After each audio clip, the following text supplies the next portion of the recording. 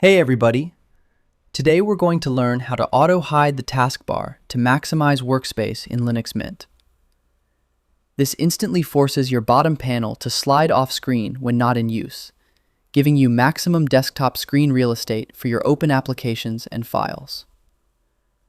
Right-click any empty space on your bottom taskbar panel to bring up the context menu. Click on the top option explicitly labeled Panel Settings to open your desktop configuration workspace.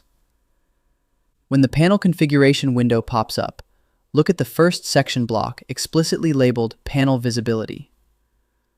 Locate the drop-down selection menu field sitting directly next to the Auto Hide option row. Click that drop-down menu and select Intelligently Hide Panel or Always Hide Panel to instantly activate the trigger engine.